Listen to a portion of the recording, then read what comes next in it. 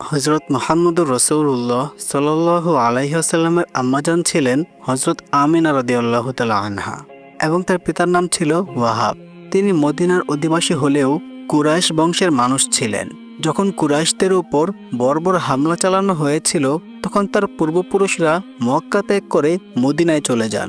একদিন ওয়াহাব যখন তার স্ত্রী গর্ভাবস্থা ছিলেন তখন তিনি এক স্বপ্নে দেখলেন এক দরবেশ তাকে বলছেন, হে ওয়াহাব, তুমি সৌভাগ্যবান, ভবিষ্যতে এমন এক মহান পুরুষ পৃথিবীতে আগমন করবেন যিনি সমগ্র মানবজাতির জন্য রহমত ও মুক্তির দূত হবেন। সেই মহাপুরুষের গর্ভধারিণী হবেন তোমার বংশধর। তুমি তার নাম রাখবে আমেনা।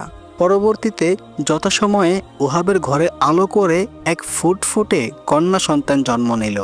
স্বপ্নের নির্দেশ অনুসারে তার নাম রাখা হলো আমেনা। এর আগে মক্কা বা মদিনায় কোনো কন্যার নাম আমেনা রাখা হয়নি। এটি ছিল একেবারে নতুন নাম। ছোটবেলা থেকে আমিনা ছিলেন শান্ত, মিষ্টিভাষী ও সত্যবাদী, তাই সবাই তাকে ভীষণ ভালোবাসতেন। একদিন 6 বা 7 বছর বয়সে এক বান্ধবীর বাড়ি যাওয়ার পথে তিনি একটি স্বর্ণ মুদ্রা পেলেন। তিনি চিন্তায় পড়ে গেলেন, এটা নেওয়া কি ঠিক হবে? পরক্ষণেই ভাবলেন, এখানে থাকলে হয়তো আসল মালিক না পেয়ে অন্য কেউ নিয়ে যাবে, তার চেয়ে আমি মালিককে খুঁজে তার কাছে পৌঁছে দেই। তিনি স্বর্ণ মুদ্রাটি হাতে নিয়ে বান্ধবীর বাড়ি গেলেন এবং বললেন, আমি রাস্তায় এটা পেয়েছি, এখন কিভাবে এর মালিককে খুঁজে দিব? বান্ধবী বলল, এসব নিয়ে ভাবছো কেন? চলো এটা দিয়ে আমরা খেলনা কিনি। তখন ছোট্ট আমিনা দৃঢ়ভাবে বললেন, না, আমি এটা মালিককে ফেরত দিব। এরপর তিনি আগের পথ ধরে ফিরে গেলেন এবং যেখানে তিনি মুদ্রাটি পেয়েছিলেন সেখানে দাঁড়ালেন। কিছুক্ষণ পর দেখলেন এক বৃদ্ধ ব্যক্তি কিছু খুঁজছেন। আমিনা জিজ্ঞেস করলেন, চাচা, আপনি কি কিছু খুঁজছেন? বৃদ্ধ বললেন, হ্যাঁ, আমার একটি স্বর্ণ মুদ্রা হারিয়েছে। এটি আমার শেষ সম্বল ছিল। এইটা না পেলে আমার পরিবার অনাহারে থাকবে। ছোট্ট আমিনা বললেন, দেখুন, এটা কি আপনার মুদ্রা? তিনি মুদ্রাটি হাতে নিলেন। লোকটি আনন্দে বলে উঠল, হ্যাঁ, এটাই তো আমার স্বর্ণ মুদ্রা। অতঃপর তিনি কৃতজ্ঞ চিত্রে আমিনার জন্য দোয়া করলেন। ক্রমেই আমিনা বড় হতে লাগলেন।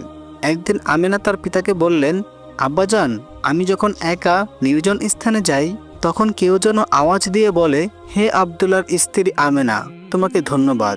হে রাসূলের জননী আমেনা, তোমার প্রতি সালাম। কন্যার মুখে এমন কথা শুনে পিতা তাকে সান্ত্বনা ও নির্ভয়তা দিলেন। এভাবে সময় কেটে গেল। আমেনা যুবতী হলেন। একদিন তার পিতা ওয়াহাব হজের উদ্দেশ্যে মদিনা থেকে মক্কায় এলেন এবং বন্ধু আব্দুল মুত্তালিবের সঙ্গে সাক্ষাৎ করলেন। দীর্ঘদিন পর দেখা হওয়ায় নানা বিষয় নিয়ে আলোচনা হলো। আলোচনার এক পর্যায়ে ওয়াহাব বললেন, হে আব্দুল মুত্তালিব, আমার কন্যা আমিনার জন্য যোগ্য পাত্র পাচ্ছি না।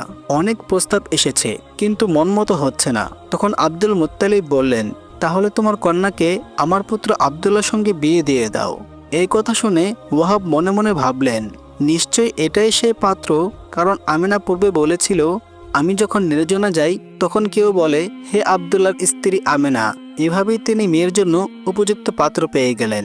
অন্যদিকে আব্দুল্লাহ ছিলেন আরবের শ্রেষ্ঠ ও সুদর্শন পুরুষ। যখনই তিনি বাইরে যেতেন আরবের সুন্দরীরা তাকে এক নজর দেখার আশায় সাজগোজ করে রাস্তার ধারে অপেক্ষা করত। কিন্তু আব্দুল্লাহ কখনো তাদের দিকে তাকাতেন না। শত শত রমণী তার সঙ্গে বিবাহের আশায় ব্যাকুল ছিল, তবুও তিনি ছিলেন অত্যন্ত চরিত্রবান ও শুদ্ধ হৃদয়ের মানুষ। অতঃপর ওয়াহাব আব্দুল মুত্তালিবের প্রস্তাব গ্রহণ করলেন এবং বিবাহের দিন তারিখ নির্ধারণ করলেন। বরযাত্রীদের মক্কার পথে বনি আসাদের বাড়ি পাশ দিয়ে যেতে হচ্ছিল। সেই সময় আসাদ বংশের এক সুন্দরী যুবতী কোতাইলা তার ঘরের সামনে দাঁড়িয়েছিলেন বরযাত্রীদের দেখার উদ্দেশ্যে। কুরাইশ বংশের অসাধারণ সুদর্শন পুরুষ আব্দুল্লাহর বিয়ে নিয়ে তখন সমগ্র মক্কা উত্তেজিত। আব্দুল্লাহ ছিলেন আব্দুল মুত্তালিবের পুত্র, মক্কার এক সম্মানিত পরিবারের সন্তান। তাই বরযাত্রা ছিল জাঁকজমকপূর্ণ ও মহাসমারোহে ভরা। কোতাইলা তার দৃষ্টিতে আবদ্ধ হয়ে তাকিয়ে রইলেন আব্দুল্লাহর দিকে। তিনি ভাবলেন, এত সুন্দর পুরুষ আর হয় না। যদিও তিনি আব্দুল্লাহর সৌন্দর্যের কথা আগেই শুনেছিলেন, কারণ মক্কায় তার মতো সুদর্শন যুবক আর কেউ ছিল না। তবুও আজ চোখে দেখার পর তার মনে হলো, এই আলোর মতো দীপ্ত মুখে নিশ্চয়ই কোনো বিশেষ রহস্য আছে। কোতাইলা মনে মনে ভাবলেন, এই আলো কেন তার চোখে মুখে? মক্কা ও মদিনার ইহুদিরা তো বলেছে এই যুগে এক নবী আগমন করবেন। তবে কি আব্দুল্লাহ সে নবী? তার চিন্তায় যখন মন ভরে আছে তখনই বরযাত্রী কোতাইলার দরজার সামনে দিয়ে অতিক্রম করলো। কোতাইলা হঠাৎ বেকুল কণ্ঠে ডাক দিলেন, হে আব্দুল্লাহ, কোথায় যাচ্ছ? আব্দুল্লাহ অবাক হয়ে ফিরে তাকালেন এবং তিনি বললেন, আমি আব্বাজানের সঙ্গে যাচ্ছি। তখন কোতাইলা বললেন, তুমি কি আমাকে বিয়ে করবে? তোমার বাবা তোমার জন্য যত উট কুরবানি দিয়েছেন আমি তার চেয়ে অনেক বেশি উট দিব, শুধু তুমি আমাকে বিয়ে করো। কোতাইলার কণ্ঠে ছিল গভীর আকুলতা ও আশা। কিন্তু আব্দুল্লাহ বললেন, আমি আমার আব্বাজানের সঙ্গে যাচ্ছি, তার ইচ্ছার বিরুদ্ধে আমি কিছুই করতে পারবো না। অতঃপর আমিনার সঙ্গে আব্দুল্লাহর বিয়ে সম্পন্ন হলো। কয়েকদিন শ্বশুরবাড়িতে থাকার পর আব্দুল্লাহ নিজের বাড়ির পথে রওনা দিলেন। পথে আবার দেখা হলো কোতাইলার সঙ্গে। এবার কোতাইলা আগের চেয়ে আরো বেশি ব্যাকুল হয়ে তার চোখে মুখে কিছু খুঁজছিলেন। আব্দুল্লাহ কোতাইলাকে দেখে থামলেন এবং বললেন, হে কোতাইলা, আজ ওকে কিছু বলতে চাও? কোতাইলা শান্ত কণ্ঠে বললেন, না, আজ আর কিছু বলার নেই। সেদিন তোমার চোখে মুখে যে আলো ছিল সেই আলো আর তোমার মধ্যে নেই, তাই তোমাকে আর প্রয়োজন নেই। সেই আলো যে আর নেই তা সত্যিই ছিল অর্থপূর্ণ, কারণ সেই নূর ইতিমধ্যেই স্থানান্তরিত হয়েছে হযরত আমিনা রাদিয়াল্লাহু তাআলা আনহার গর্ভে। বিবাহের পর আব্দুল্লাহ ও আমিনা সুখী দাম্পত্য জীবনযাপন করতে লাগলেন। তারা ছিলেন কেবল রূপে নয়, বুদ্ধি ও চরিত্রে অনন্য। আমিনা তার বৃদ্ধ শ্বশুর আব্দুল মুত্তালিবকে পিতার মতো শ্রদ্ধা করতেন, আর আব্দুল মুত্তালিবও তাকে কন্যার মতো ভালোবাসতেন। কয়েক মাস পর হযরত আমিনা রাদিয়াল্লাহু তাআলা আনহা অন্তঃসত্ত্বা হলেন। এই সংবাদ শুনে তার শ্বশুর হযরত আব্দুল মুত্তালিব অত্যন্ত আনন্দিত হলেন। হযরত মুহাম্মদ সাল্লাল্লাহু আলাইহি ওয়াসাল্লাম আমিনার গর্ভে আসার পর থেকেই এক আশ্চর্য পরিবর্তন লক্ষ্য করা গেল। আব্দুল্লাহর মুখমণ্ডলের নূর ধীরে ধীরে ম্লান হয়ে গেল, আর আমিনার মুখমণ্ডল সেই নূরের জ্যোতি শতগুণ বৃদ্ধি পেল। এক রাতে আমিনা স্বপ্ন দেখলেন, কেউ তাকে বলছে, হে আমিনা, তোমার গর্ভে যে মহামানব আশ্রয় নিয়েছেন তিনি সমগ্র সৃষ্টি জগতের নবীগণের শ্রেষ্ঠতম নবীকুলের শিরোমণি। তিনি হবেন দুনিয়ার জন্য রহমতের প্রতীক ও মুক্তির দূত। তুমি তার নাম রাখবে মোহাম্মদ। আরেক রাতে তিনি স্বপ্নে দেখলেন তিনি এক বৃক্ষের ছায়ায় বসে আছেন। হঠাৎ তার কোল থেকে নূর সারা দুনিয়া ছড়িয়ে পড়ল এবং সমগ্র বিশ্বজগৎ আলোকিত হয়ে উঠল।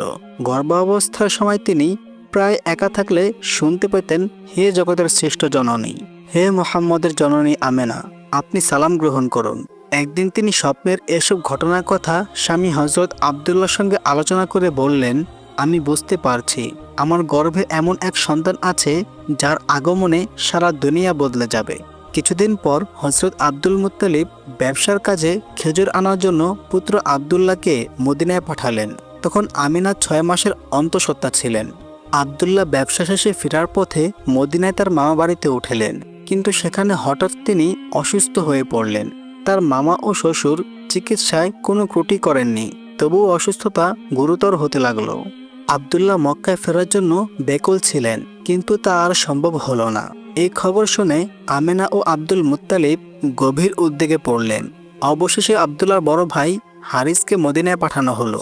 সেখানে গিয়ে তিনি দেখলেন আব্দুল্লাহ ইন্তেকাল করেছেন। মৃত্যুকালে তার বয়স ছিল মাত্র 25 বছর।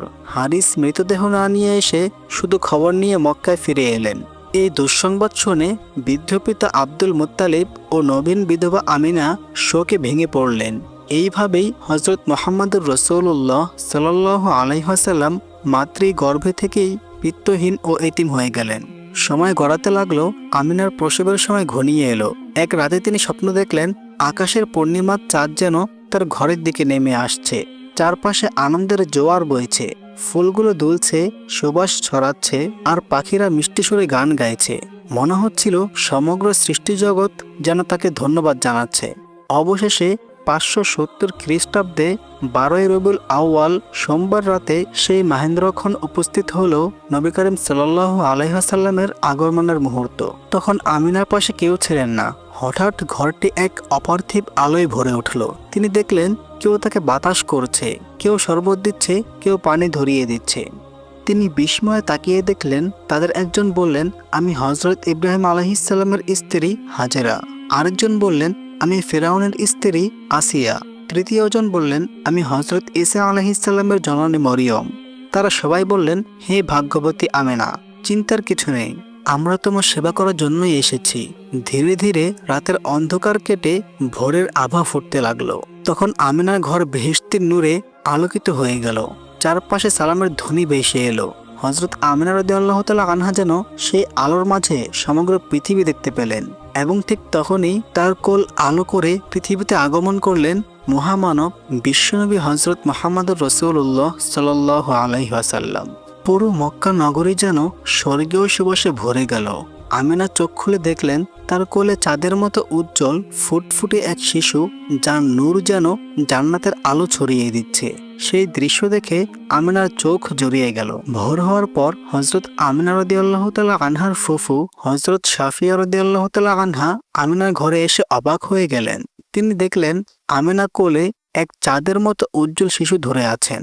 শিশুটির মুখের আলো যেন সমগ্র ঘরকে আলোকিত করে তুলেছে। ফুফু শাফিয়া আনন্দে দৌড়ে গিয়ে হযরত আব্দুল মুত্তালিবকে বললেন, আপনার ছেলে আব্দুল্লাহর ঘরে এক চাঁদের মতো সন্তান জন্ম নিয়েছে। এমন দৃশ্য পৃথিবীতে আগে কখনো দেখিনি। এই কথা শুনে আব্দুল মুত্তালিব আনন্দে উচ্ছ্বাসিত হয়ে আমিনার ঘরে এলেন। তিনি দেখলেন সত্যি আমিনা কোলে এক চন্দ্রসম শিশু নিয়ে বসে আছেন, যার নূরে পুরো ঘর ঝলঝল করছে। আবেগে তার চোখ বেয়ে অশ্রু গড়িয়ে পড়ল। তিনি বললেন, এমন সুন্দর সন্তান আমি কখনো দেখিনি, কিন্তু এখন প্রশ্ন হলো এই শিশুর নাম কি রাখা হবে? আব্দুল মুত্তালিব গভীর চিন্তায় পড়লেন। এমন সময় আমিনা বললেন, আমি স্বপ্নে দেখেছি কেউ আমায় বলেছে এই শিশুর নাম হবে মুহাম্মদ।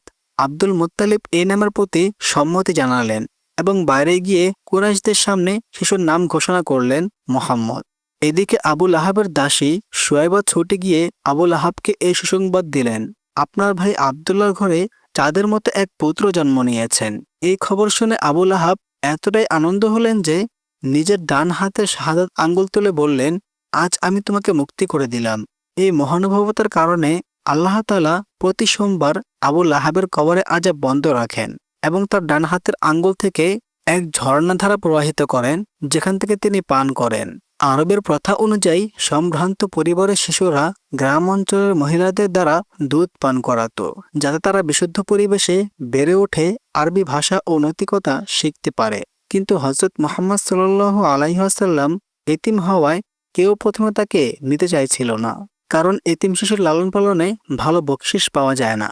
অবশেষে আল্লাহ তাআলার ইচ্ছায় হযরত বিবি হালিমা সাদিয়া রাদিয়াল্লাহু তাআলা আনহা নবীজিকে দুধ পান করানোর দায়িত্ব নিলেন। বাড়ি ফেরার পথে থেকেই আশ্চর্য পরিবর্তন দেখা গেল। হালিমার দুর্বল গরুগুলো হঠাৎ বলিষ্ঠ হয়ে গেল, দ্বিগুণ দুধ দিতে লাগলো। গাছগুলো বিনা বৃষ্টিতেই ফুলে ফলে ভরে গেল, এমনকি বহু বছর ধরে শুকিয়ে থাকা কূপ হঠাৎ পানি দিয়ে পূর্ণ হয়ে উঠল। নবীজি হযরত মুহাম্মদুর রাসূলুল্লাহ সাল্লাল্লাহু আলাইহি ওয়াসাল্লাম এক স্তন থেকে দুধ পান করতেন, আরেক স্তনটি মা হালিমা তার নিজের সন্তানকে খাওয়াতেন। নবীজির বয়স যখন 4 বছর, একদিন তিনি তার দুধ ভাইয়ের সঙ্গে মাঠে খেলতে গিয়েছিলেন। হঠাৎ সেখানে সাদা পোশাক পরিহিত দুজন ফেরেশতা আগমন করলেন, হযরত জিবরাইল আলাইহিসসালাম ও হযরত মিকাইল আলাইহিসসালাম।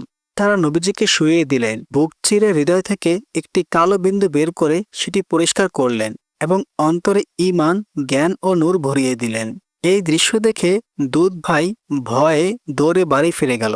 কাঁদতে কাঁদতে বলল, আম্মাজান, দুজন অপরিচিত লোক এসে আমার ভাইয়ের পেট কেটে ফেলেছে। হযরত হালিমা রাদিয়াল্লাহু তাআলা আনহা ভয়ে ছুটে গেলেন এবং দেখলেন ছোট্ট হযরত মুহাম্মদ সাল্লাল্লাহু আলাইহি ওয়াসাল্লাম বসে আছেন, মুখে কিছুটা ভয়ের ছাপ।